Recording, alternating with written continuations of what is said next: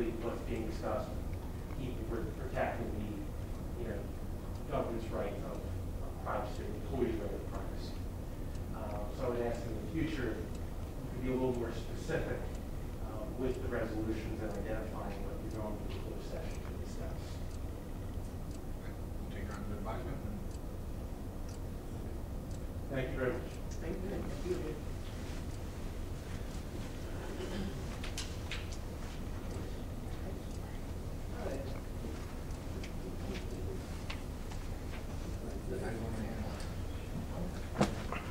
Heather Greco, 29 West Maple Avenue, Lindenwold.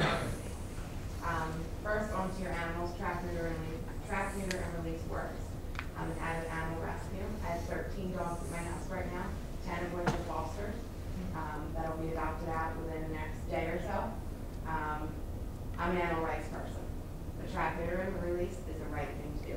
Absolutely, 110%. I volunteer for Camden County Animal Shelter. I've been featured on the news.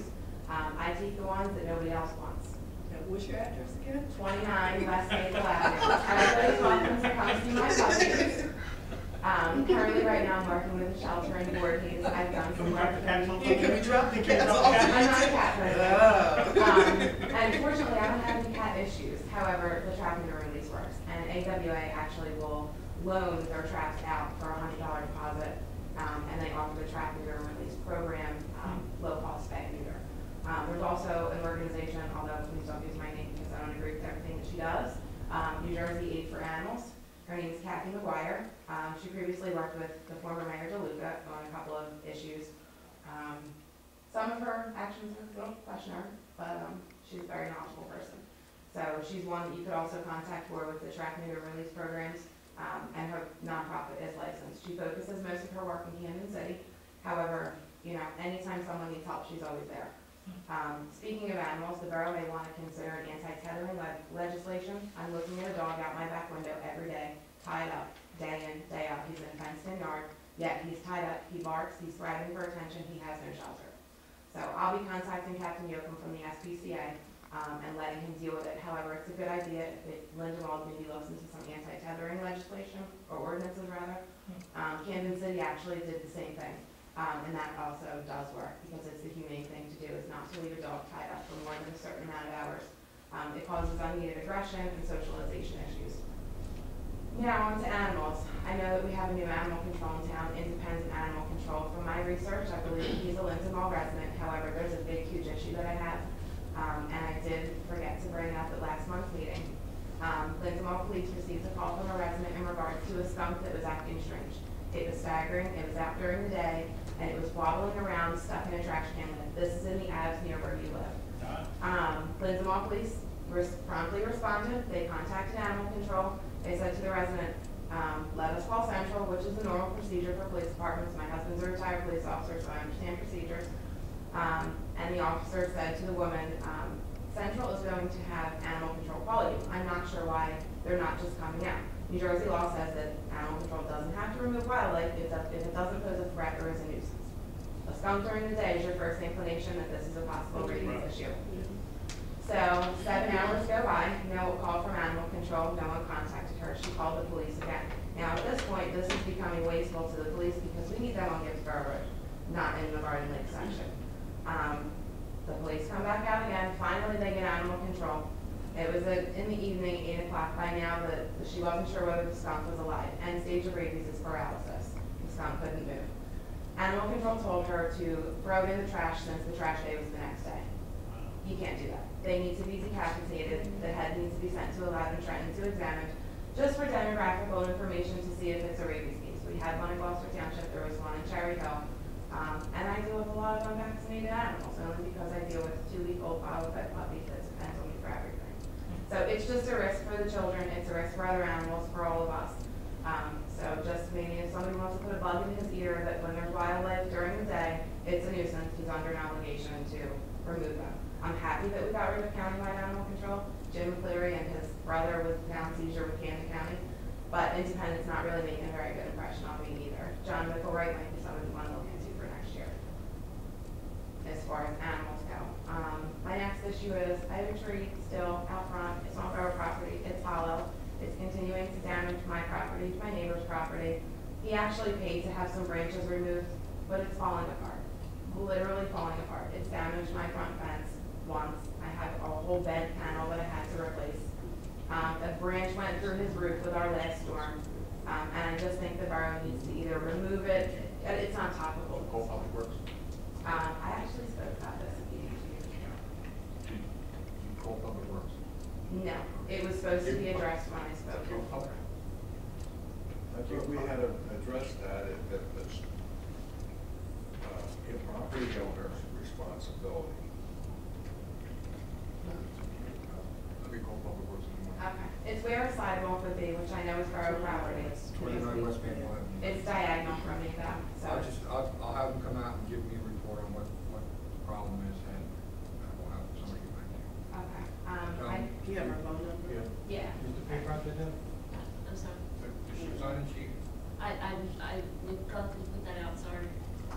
My next question is, did anyone consider doing like applying for a community block grant for sidewalks?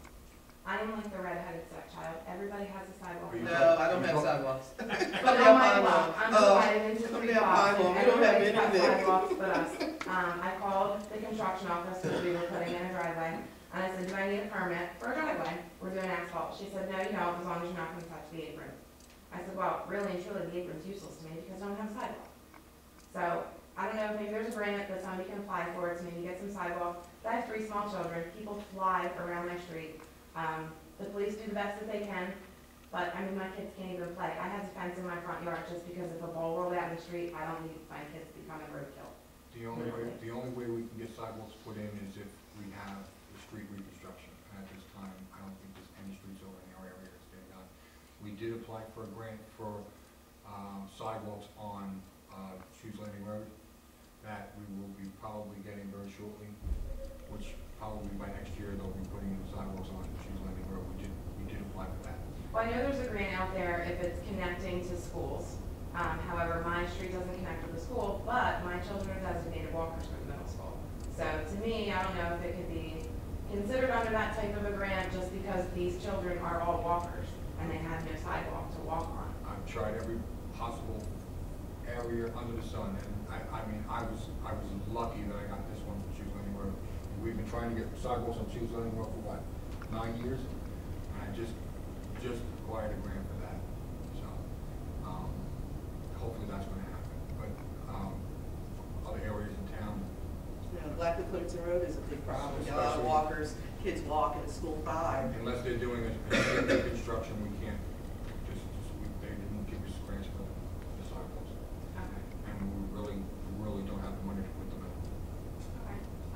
And then my last comment was, I just wanted to thank Mr. Dockery for giving me a call back with the questionable actions of the school board, although it wasn't resolved really in my opinion, but I appreciate what you did.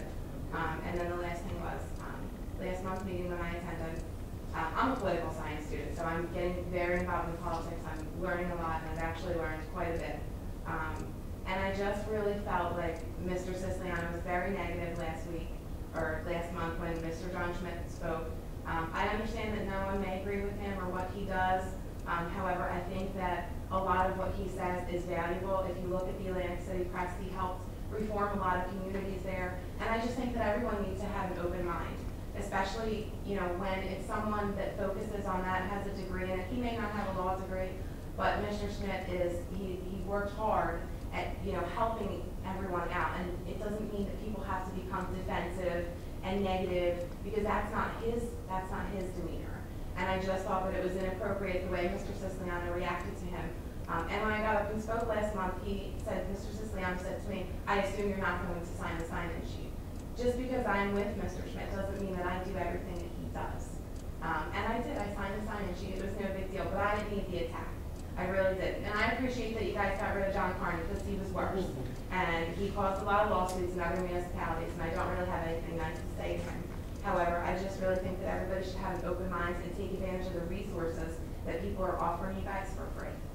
Totally. I mean, Mr. Schmidt, like he said, he sat down with Wade Longwood and Kennedy, and helped them, just understand some of his point of views. And that's just the way that everybody should be, so everybody can work together and everybody's in compliance. Open lawsuits are expensive.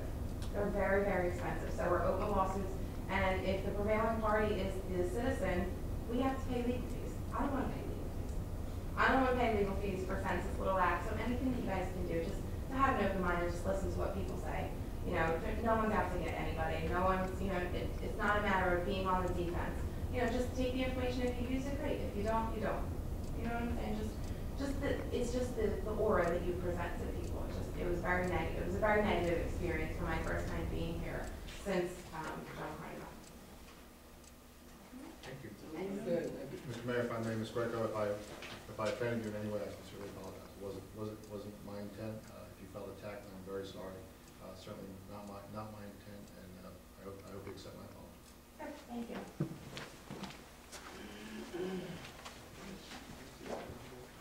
Okay, hearing nothing else from the public? I'm sorry.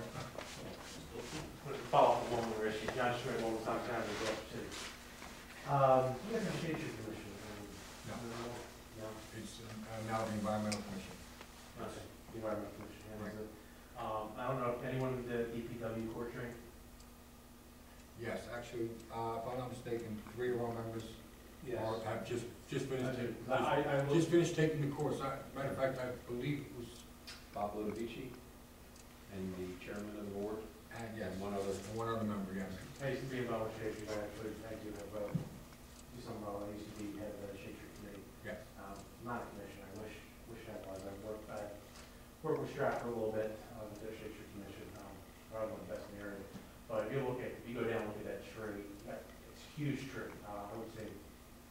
You talking about the one in Stratford? No. I was gonna say, because they just tore It's down. probably as wide, the base of the tree, probably as wide as the stadium. Where I tree? live across the street from the Stratford's house.